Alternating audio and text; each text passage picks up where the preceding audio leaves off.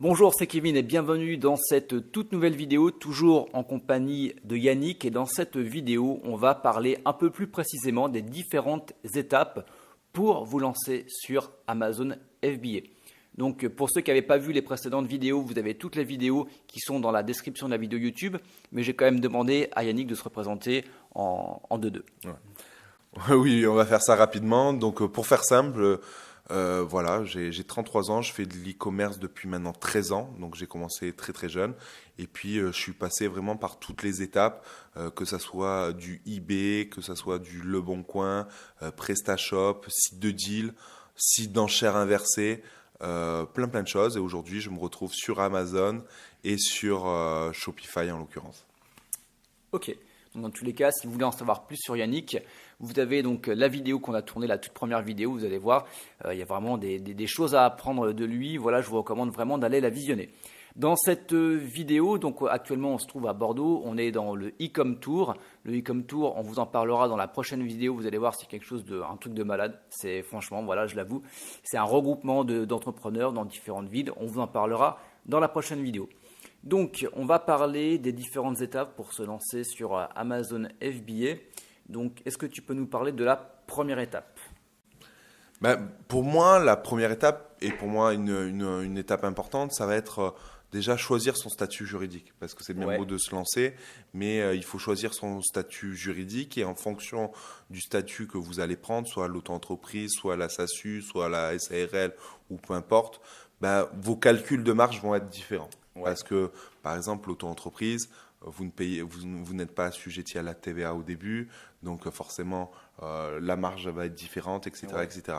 Et par exemple, pour une SASU, vous pourrez peut-être récupérer la TVA sur des frais de publicité Facebook ou sur des frais de livraison, et voilà. Donc déjà, la première étape, ça va être choisir son statut juridique. Donc ça va être important selon son budget, selon ses peurs. C'est vrai que quelqu'un qui a un peu peur de se lancer, etc., il va être plus à même de choisir l'auto-entreprise parce que c'est facile à monter, c'est facile à fermer et il prendra un peu moins de risques. Celui qui a un peu plus de budget, il va peut-être prendre une SASU ou une SAS parce que fiscalement parlant, il fera peut-être un peu plus de marge ou des choses comme ça. Bref, voilà, ça c'est réellement la première étape. Il faut se poser cette question dès le départ. Ensuite, forcément, la deuxième étape va être le sourcing, trouver des produits. Donc, ça, c'est important de trouver les produits qui se vendent sur Amazon ou qui se vendent, si on prend la stratégie Facebook, Shopify, qui se vend là-dessus. Donc, il va falloir trouver des produits. Donc, des produits, comment on les trouve? Il y a des process bien établis. On peut les chercher sur Amazon, on peut les chercher sur des sites comme télé-shopping, etc. Si on veut des produits entre guillemets vus à la télé à la mode. Et puis il y a diverses méthodes pour choisir ces produits-là. Une fois que vous avez choisi ce produit-là, il va falloir faire du sourcing, mais trouver le produit, le fournisseur, que ça soit en Chine ou encore à l'étranger. Donc tu arrives à avoir l'idée du produit et à partir du moment où tu as l'idée du produit qui te semble rentable ou qui va marcher, toi, tu vas voir où est-ce que tu peux te le procurer, c'est ça? Exactement. Grosso modo, quand tu trouves, moi, ma stratégie, c'est que je trouve une vingtaine de produits gagnants, 10 gagnants parce qu'ils font des ventes sur Amazon, etc. Et une fois que je les ai trouvés, il faut que je trouve des fournisseurs pour cette vingtaine de produits. Parce que sur cette vingtaine de produits, tu auras peut-être que 2 ou 3 produits où tu pourras faire une marge intéressante. Donc il va falloir trouver ça. Tu peux trouver ça sur AliExpress, sur Alibaba, sur DHgate ou sur d'autres plateformes. Il y a plein d'autres plateformes. Mais aussi, tu n'es pas obligé de te fournir forcément en Chine. Tu peux te fournir au Maroc, tu peux te fournir en Tunisie ou ne serait-ce qu'à Aubervilliers, au nord de Paris. C'est un quartier de gros sites chinois où tu peux te fournir également. Une fois que tu as trouvé ton produit et que tu as négocié le prix auprès de ton fournisseur chinois ou autre, tu vas devoir faire rapatrier ce stock en France et dans les entrepôts d'Amazon. Donc pour cela, il va falloir que tu crées ta fiche produit. Et donc là, il y a tout un processus de création de fiche produit parce qu'il va falloir l'optimiser pour le référencement. Donc l'optimiser pour le référencement, ça va être important de travailler le titre, important de travailler les bullet points, c'est des petites phrases clés que vous allez retrouver en dessous du titre, et de travailler la description. Mais il n'y a pas que ça à travailler. Ce qui est important à travailler, c'est aussi l'image. Sachez une chose, quand vous tapez une requête sur Amazon, qui est pour moi un moteur de recherche, vous allez voir plein de produits.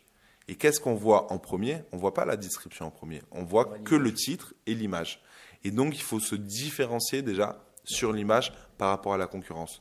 Si vous pouvez faire vos propres photos, c'est déjà beaucoup mieux. Si vous pouvez faire ne serait-ce qu'un petit encadré, c'est beaucoup mieux. Donc ça, c'est super important. Encore une fois, il y a une procédure par rapport à ça. Une fois que la fiche produit est créée et que vous avez rapatrié le stock chez Amazon, la prochaine étape, c'est quoi? C'est gagner de la visibilité pour vendre ce produit. Donc là, il existe encore une fois plusieurs stratégies. Soit vous créez votre propre fiche produit et après vous la positionnez pour gagner, gagner en visibilité. Soit vous faites la publicité Amazon, qui est un peu l'équivalent du AdWords sur Google en beaucoup moins cher. Soit vous squattez un listing de concurrents. En fait, grosso modo, c'est tu peux vendre un produit similaire. Par exemple, tu as un câble iPhone, tu pourrais vendre le même si tu as le même, quoi, tout simplement. Ouais. C'est comme une paire de chaussures Nike. Il y a énormément de boutiques en France qui vendent des paires de chaussures Nike. Là, c'est le même système. C'est que tu peux vendre un produit similaire. Et là, l'avantage, c'est que tu peux vendre aussi directement parce que tu vas sélectionner une fiche produit qui vend.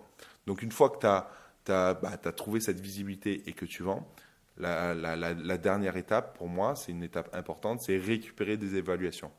D'accord. Récupérer des évaluations pour ton compte, pour gagner du power. C'est l'équivalent du trust flow, citation flow, machin, tout ça. Plus tu as d'autorité, plus vite tu vas être visible. Et ainsi de suite, et ça va faire un cercle vicieux. Tu es en première, donc forcément plus d'évaluations, plus de ventes. Exactement. Et si demain tu lances un nouveau produit, ta fiche, c'est comme un article de blog, il va être visible beaucoup plus rapidement quand tu vas l'indexer, ainsi de suite. C'est vraiment le power du site qui est déjà en place. Exactement. Le power de du compte qui aura beaucoup d'évaluations. Et donc là, pour ça, il faut demander aux acheteurs de laisser une évaluation. C'est vrai que les acheteurs, par principe, ils prennent pas le temps de faire cette démarche-là. Donc, on met en place un autorépondeur qui va envoyer des séquences mail pour leur rappeler, pour leur demander s'ils ont été satisfaits, etc. S'il y a une problématique, que vous êtes disponible et tout.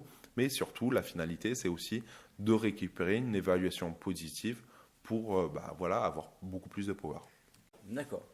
Donc on est pas mal là, je pense. Là, je pense qu'on a fait le tour. Je pense ne rien avoir oublié.